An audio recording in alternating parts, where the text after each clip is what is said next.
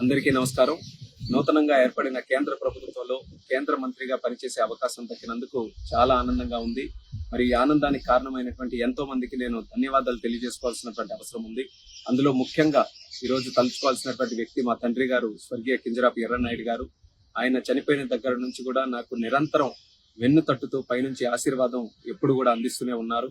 అలాగే ముఖ్యంగా మరి నాన్నగారు చనిపోయిన దగ్గర నుంచి హక్కును చేర్చుకొని నాకు నిరంతరం గైడెన్స్, సపోర్ట్ అన్ని ఇస్తున్నటువంటి మా అధినాయకుడు నారా చంద్రబాబు నాయుడు గారు, అలాగే నాకు సోదరుడు భావంతో చూస్తున్నటువంటి మా లోకేష్ అన్న గారు, అలాగే పవన్ కళ్యాణ్ గారు, అలాగే మన నరేంద్ర మోదీ గారు, మరి ముఖ్యంగా మా బాబాయ్ అచ్చెన్నాయుడు గారు, మా కుటుంబ సభ్యులు, మా అమ్మ, అలాగే మా సతీమణి అందరూ కూడా ఎన్నో త్యాగాలు చేసి ఈ రోజు నేను 3 సార్లు గెలవడానికి కారణమయ్యారు.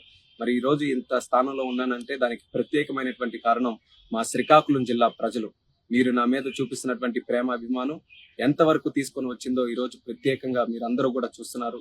దానికి మా శ్రీకాకుళం జిల్లా ప్రజలందరికీ కూడా శిరస్సు వంచి పాదాభివందనం తెలియజేసుకుంటున్నాను. అలాగే తెలుగు ప్రజలు, తెలుగుదేశం పార్టీ కార్యకర్తలు, జనసేన, భారతీయ జనతా పార్టీ కార్యకర్తలు అందరూ కూడా కలిసికట్టుగా మొన్న ఎన్నికల్లో పోటీ చేసి ఒక హిస్టారిక్ విక్టరీని, ల్యాండ్ స్లైడ్ విక్టరీని ఎన్డీఏ ప్రభుత్వానికి రాష్ట్రంలో, కేంద్రంలో ఇవ్వడం జరిగింది. దాని కారణంగానే ఈ రోజు ఆంధ్రప్రదేశ్ రాష్ట్ర భవిష్యత్తు చాలా ఉజ్వలంగా ఈ రోజు మనందరికీ కూడా కనిపిస్తుంది. అందులో పనిచేసే అవకాశం ఈ రోజు చంద్రబాబు నాయుడు గారి నేతృత్వంలో, మోదీ గారి నేతృత్వంలో మాకు కలగడం అనేది మా అదృష్టంగా భావిస్తున్నాం.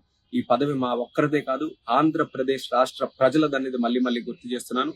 ఈ 5 సంవత్సరాలు కూడా తెలుగుదేశం పార్టీ మీ అందరికీ కూడా తెలిసిందే, గత 40 సంవత్సరాలుగా తెలుగు ప్రజలు ఎక్కడ ఉన్నా, ఏ కష్టాల్లో ఉన్నా వాళ్ళ కోసం మేము పనిచేస్తూ వచ్చాం.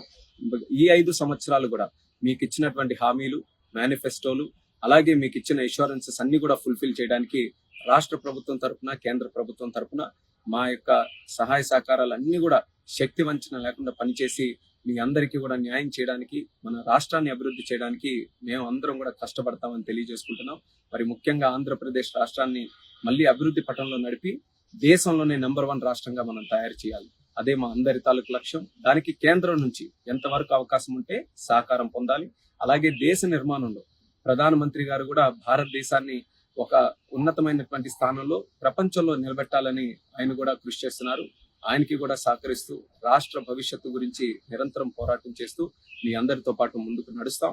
మరి ఈ స్థానం కల్పించినటువంటి ప్రతి ఒక్కరికి కూడా మరొకసారి నా ధన్యవాదాలు తెలియజేసుకుంటున్నాను. మీ అందరూ కూడా మీ తాలూకు అభిమానం, ఆప్యాయత, ఆశీస్సులు ఇలాగే కొనసాగించాలని కోరుకుంటూ మరొకసారి మీ అందరికీ కూడా నా తాలూకు ధన్యవాదాలు తెలియజేస్తూ సెలవు తీసుకుంటున్నాను. Thank you.